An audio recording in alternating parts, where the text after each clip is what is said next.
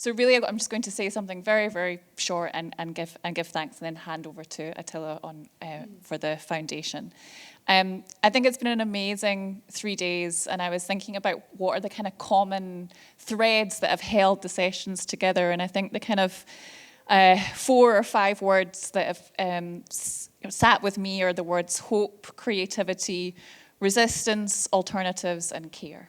And I think those have really been the common threads. And I think also being in a space where I think many of us often feel at the periphery of the discipline, and to feel for maybe for a change that we're at the center of really important conversations.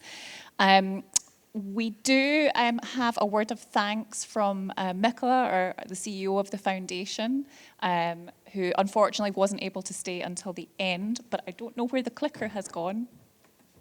Is it up here? Thank you. I'm hoping that's going to come next. And hi everyone. I'm sorry that I can't be with you for the closing session, but I did just want to say a couple of words to say thank you all for coming along and really embracing the tone of the conference. It's been such a fantastic 3 days, being surrounded by such generous, thoughtful and caring people. And I hope that we will be working together again in the future, and I hope to see you at many future events. And for those of you that I didn't manage to speak to in person, please do feel free to reach out. It was so wonderful to see you all here with us, so thank you very much. With that, Attila, I think I'll just hand over to you. Thanks very much. So I have the pleasure of saying a few words of thanks to everyone who has contributed. Thank you. To this conference being so successful. That's obviously all you wonderful participants, all the wonderful speakers. But as you may be aware, there is a whole team of people who have been working for, I think, more than a year to make this event happen. So I would really like to say a few words of thanks to them. First and foremost, our events officer, Daniel Galway, whom you've all met on email in person, who has done an absolutely stellar job. And this conference would not have run this smoothly without her continuous wonderful work and support. I'd like to thank Carin, our senior communications officer, who has worked extremely long days, early morning and night shifts, to make sure that all the wonderful things being shared and mentioned in the sessions get some presence on our social media. So thank you, Carin, to you too. I'd like to thank Carol Rogerson, our magazine project officer, who has done a lot of wonderful design work, done the brochure, and been here at the conference to help us. Dan Thompson, our project assistant, and right hand to Danielle and Carol and many other staff members for his wonderful support. Kaoru Takahashi, the journal editorial manager, who unfortunately had to leave a bit earlier today, flying back to Japan. George Kalivis, our podcast and visual coordinator, whom you've, of course, also met as a panel member during the conference. And Simon Yule, our digital strategist, who has built all the project website that goes with the conference and will be helping with any legacy pages, so perhaps watch out for that.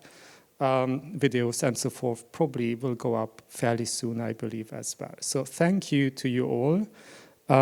For being so wonderful and supporting and making sure that the conference is running so well. Can we?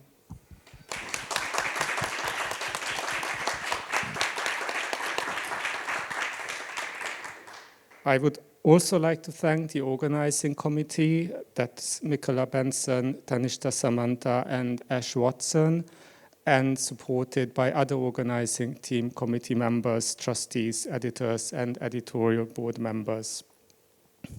And lastly, I would like to thank the staff here at the Lowry, who have been wonderful, supportive, professional, kind, and really all have contributed to this conference running so smoothly and successfully.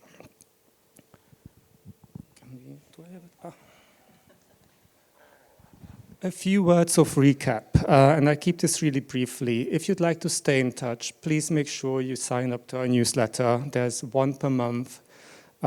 Beautifully assembled by Carin, pointing to the key developments, latest additions to our projects, and so forth. Also telling you about opportunities to contribute. we would really hope that you are all going to contribute to the sociological review, to our project in one way or the other. If you go to our website, at the bottom of the page, you have all these links telling you how you can contribute to the magazine, to the podcasts, and so forth. It would be really lovely to see some of your names, some of your faces appearing in one of our projects. And I should maybe say about podcasts, we are going to expand on our podcast offering next year. So we have developed opportunities, created opportunities for people who have, say, a research grant that requires them to have an outreach, dissemination, impact component. Get in touch with us. We can help you host and disseminate or even produce your podcast series to absolutely professional standards, the standard that you will be familiar with our existing podcasts. Lastly, I wanted to draw your attention to a few opportunities we have currently going on. One is, if any of you is interested in becoming a trustee of the Sociological Review Foundation, we are currently appointing 3 new board members, and details of this are also on the website. I think the deadline is the 3rd of October, or might be end of September. If you're interested, have a look, and if you have any questions about that, please reach out to me.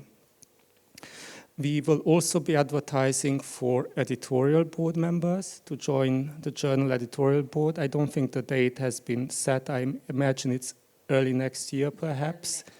There will be opportunities. So, yeah, again, some of you might want to consider applying. And again, this will be shared in our newsletter on our social media with you as well.